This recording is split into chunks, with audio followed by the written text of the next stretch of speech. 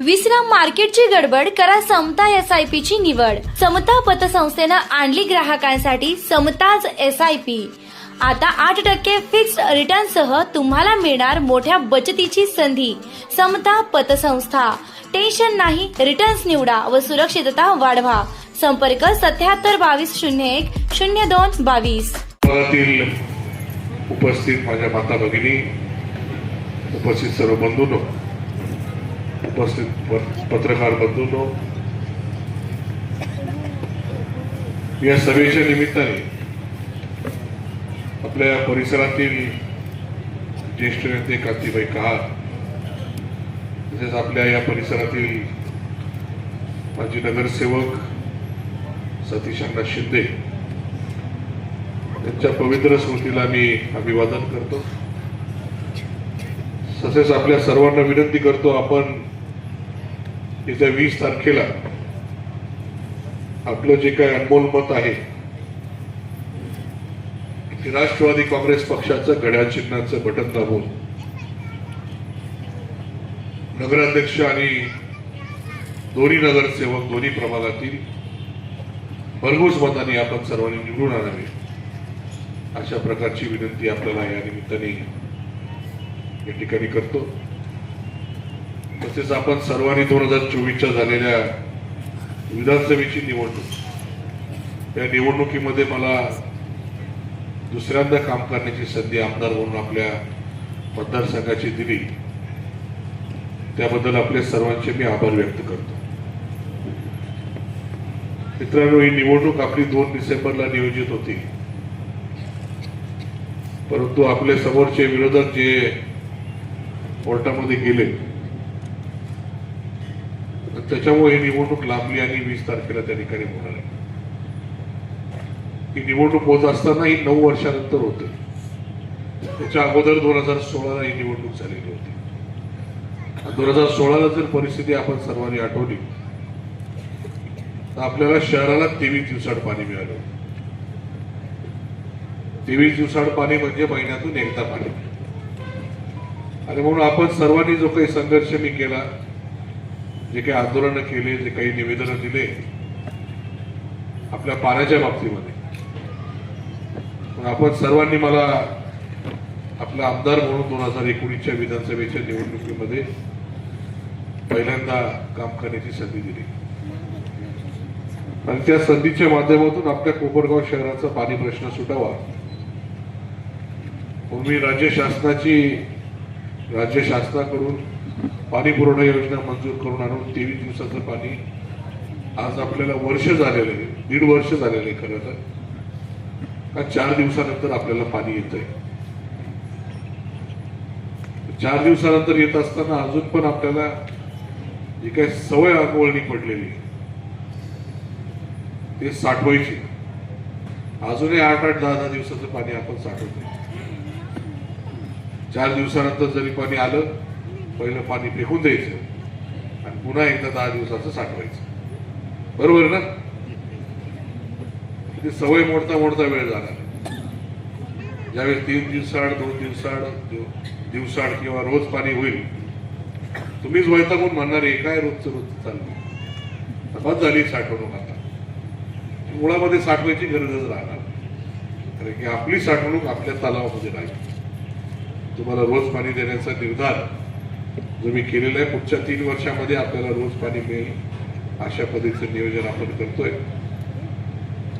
राज्य शासनाकडनं जी काही योजना मंजूर करून आणली त्याच्यामध्ये 5 नंबर तलावाबरोबर 1 ते 4 तलाव जे आपले पूर्वीचे आहे यांचं देखील काम त्याच्यामध्ये होणार होतं.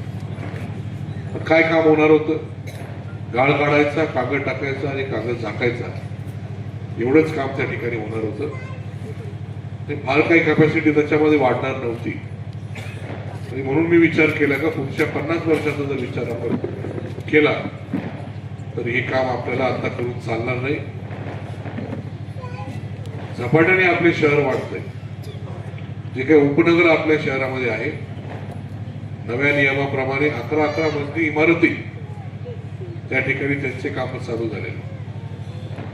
100 एकरावर जवळपास प्लॉटिंगचं काम चालू आहे. बंगल्याचे प्लॉट असतील, बिल्डिंगचे प्लॉट असतील, आणि मग शहराचं एवढं लोकसंख्येने झपाट्याने जर वाढली तर ही योजना आपली त्या ठिकाणी सर्वांना पाणी पुरवू शकणार नाही. आणि म्हणून मी 1 ते 4 तलावाचं काम थांबवलेलं आहे. ते काम मागच्या वर्षभरामध्ये पूर्ण केलं असतं तर तुम्हाला आजही रोज पाणी देता आलं असतं. पण फार काळ देता आलं असतं, फार काळ देता नसतं आलं. म्हणून मी असं ठरवलं तर 3 आणि 4 नंबर तलाव सुद्धा आपल्याला कॉन्क्रीट करणं गरजेचे आहे. आणि म्हणून त्या पद्धतीचं नियोजन आपण केलेलं आहे. 3-4 नंबर तलाव कॉन्क्रीटचा करायचा, 5 नंबर तलावासारखा 30 फूट खोल करायचा. 5 नंबर तलाव कोणी बघितलंय का? हातवर करून सांगा. थोडा वेळ मिळाला तर जाऊन बघून या परत एकदा. फार मोठा तलाव आपण त्या ठिकाणी उभारलेला आहे, कॉन्क्रीटचा तलाव. तसाच आपल्याला 4 आणि 3 नंबर करायचा आहे. आणि 1 नंबर आणि 2 नंबर तलाव हे सपाट करून तिथं सोलर पॉवर प्लांट करायचं. जे काही लाईट बिल नगरपालिकेला येतं त्याच्यामध्ये मोठी बचत आपली त्या सोलर पॉवर प्लांट मधून होणार आहे. आणि नगरपालिकेची बचत म्हणजे तुमची बचत. जे काही तुम्हाला पाणीपट्टी येते त्याच्यामध्ये आपल्याला त्या ठिकाणी बचत करता येईल. अशा पद्धतीचं नियोजन आपण पाण्याच्या बाबतीमध्ये करतोय. तेच गोष्ट भुयारी गटार योजनाच्या बाबतीमध्ये, जरी भुयारी गटार योजना आपली मंजूर झाली, त्याचं काम आपल्याला पूर्ण करून सर्व गटारी भुयारी करायच्या. त्याचा डायरेक्ट फायदा आपल्याला जरी दिसत नसला परंतु आपल्याला कुठेही गटारी वरती दिसणार नाही. सर्व सांडपाणी हे भुयारी मार्गाने जाऊन ते सर्व पाणी एका ठिकाणी कलेक्ट करून त्याच्यावर प्रक्रिया करून पिण्याचं सोडून सगळ्या कामाला ते पाणी वापरता येईल असं स्वच्छ पाणी त्याच्यामधून निघणार आहे. अशी ती योजना आपली मंजूर झालेली आहे. ते देखील काम आपल्याला पुढच्या महिन्यामध्ये चालू करायचं आहे. तसेच आपले आता प्रमुख रस्ते सगळे झालेले, तर ते डांबरी झालेले. आपल्याला ते कॉन्क्रीट करायचे.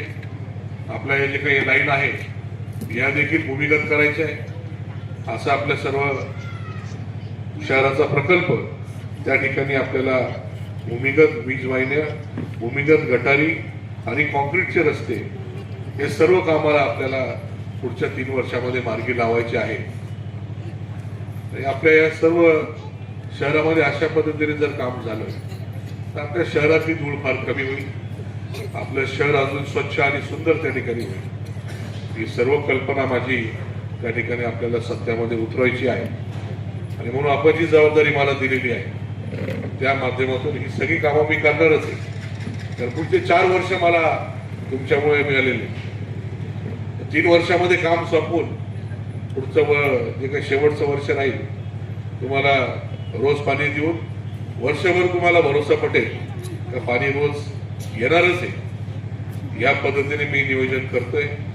म्हणजे ज्यावेळेस विधानसभेची निवडणूक पुढची होणार 2029ची त्यावेळेस तुम्हाला पूर्णपणे त्या ठिकाणी जे मी शब्द दिले असतील ते पूर्ण करून तुम्हाला त्या ठिकाणी दाखवणार. आणि म्हणून माझी विनंती आहे, मी माझी जबाबदारी पार पाडत असताना जो काही निधी राज्य शासन असेल, केंद्र शासन असेल यांच्याकडनं मंजूर करून आणणार आहे.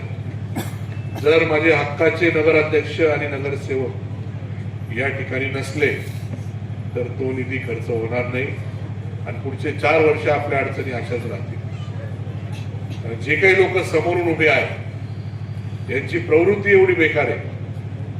आपला 5 नंबर तलाव पूर्ण होऊ नये म्हणून कोट्यवधी रुपये त्यांनी कोर्टाच्या कामासाठी घातले. 36 तारखा त्यांच्या झाल्या आणि प्रत्येक तारखेला एकच मागणी, 5 नंबर तलावाचं काम थांबवा, त्या कामाची चौकशी करा. कारण काम जर पूर्ण झालं तर आपलं 23 दिवसाचं पाणी 4 दिवसावर येणार, 3 दिवसावर येणार ही कल्पना त्यांना होती. आणि जर ते झालं तर सर्व विश्वास आपल्या सर्वांचा माझ्यावर आहे. म्हणून आपल्या अडचणी दूर होऊ नये, आपल्याला कायम अडचणीमध्ये ठेवायचं या प्रवृत्तीचे लोक समोर उभे आहेत. आणि म्हणून आपल्या सर्वांच्या आशीर्वादाने आणि मदतीने हे जे काही नगरसेवक नगराध्यक्ष पदाचे उमेदवार आपल्या समोर उभे आहेत हे आपण सर्वांनी निवडून आणा एवढी खळखळीची विनंती आपल्या सर्वांना करेल. कारण जो काही निधी मी आणणार आहे तर खर्च करण्याची दानत आपल्या या सर्व उमेदवारांमध्ये. जे काही उमेदवार या ठिकाणी उभे आहेत ते काय माझे कोणी पाहुणे नाही, माझ्या घरातले व्यक्ती नाही, काका काय माझे काही पाहुणे नाही, किंवा हे सर्व आपले उमेदवार हे माझे कुठेही पाहुणे लागत.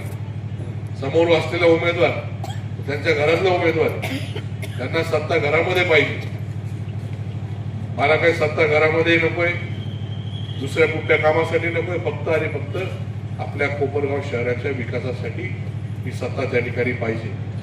कारण मी काही जो काही निधी आणणार आहे तो व्यवस्थित नियोजन करून खर्च करण्याची जबाबदारी यांच्यावर असते. त्याची जबाबदारी पूर्णपणे आमदार म्हणून आपण मला दिलेली आहे, तशी पूर्णपणे जबाबदारी नगरपालिकेची पूर्ण जबाबदारी माझ्यावर द्यावी.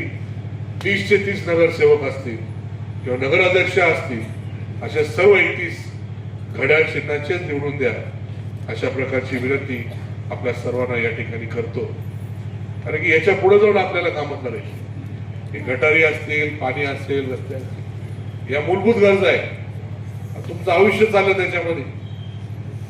आपल्या देशाला आता 80 वर्ष होणार आहे स्वातंत्र्य मिळालेलं. या 80 वर्षामध्ये 40 वर्ष आपण समोरच्या लोकांना त्या ठिकाणी आमदार म्हणून काम करण्याची संधी दिली. 40 वर्षानंतर प्रश्न राहिला पाहिजे कशावरती? एक सुद्धा प्रश्न राहिला नाही पाहिजे.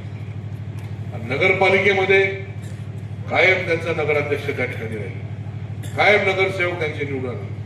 परंतु ही संधी पहिल्यांदा चालू आलेली का सगळ्याच्या सगळे नगरसेवक, नगराध्यक्ष आपण माझे निवडून द्या. ज्या पद्धतीने मी मागच्या 5 वर्षामध्ये काम केलेलं आहे याच्यापेक्षा दुप्पट तिप्पट वेगाने मी आपलं काम त्या ठिकाणी मार्गी लावेल, एवढा शब्द आपल्याला या निमित्ताने देतोय. आणि आपल्याला गटारी, पाणी, रस्ते याच्या पुढे जाऊन आपल्या ज्या काही पुढची पिढी आहे यांच्यासाठी रोजगार आपल्याला उपलब्ध करायचा. प्रत्येक मुलाला वाटतं आपल्या आई वडिलांजवळ राहावं, म्हातारपणामध्ये, आजारपणामध्ये त्यांना आधार द्यावा. पण दुर्दैवाने सगळ्या मुलांना आपल्या रोजगारासाठी बाहेर जावं लागतं. त्यांना रोजगार जागेवर कसा उपलब्ध होईल यासाठी मला काम करायचं. आपल्या महिलांच्या प्रपंचासाठी आपल्याला रोजगार उपलब्ध करून द्यायचा आहे, यासाठी मला काम करायचं. आणि म्हणून त्या पद्धतीचं काम आपल्याला पुढच्या काळामध्ये करायचंय. म्हणून या मूलभूत गरजा हे एकदाचे संपून टाकणार. परत याच्यावर राजकारण कोणी करू नये ही भावना मी त्या ठिकाणी ठेवून या सर्व गोष्टींवर काम करतो. माझा प्रयत्न कायम असतो. काय प्रश्न आहे तो कसा सोडवता येईल त्याच्यावर मार्ग काढायचा, त्याला जो काही निधी लागेल तो आणायचा आणि तो प्रश्न एकदाचा निकाली काढायचा. परत तो प्रश्न आपल्या समोर आला नाही पाहिजे. समोरच्याची लोकांची प्रवृत्ती अशी आहे, तुम्ही लोक कायम अडचणीत राहिले पाहिजे, तुम्ही अडचणीत राहिले, कायम पाणी भरत राहिले, तुमच्या डोक्यात दुसरे विचारच येणार.